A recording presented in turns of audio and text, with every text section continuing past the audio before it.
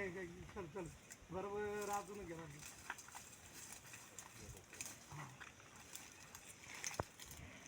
आम्हाला आला मन झाला ना ठीक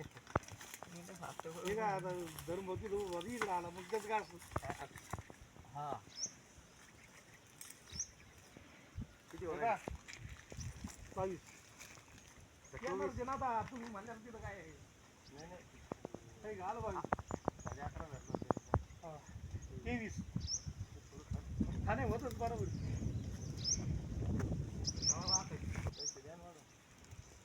आता तू करत होता राव पण ते काय आता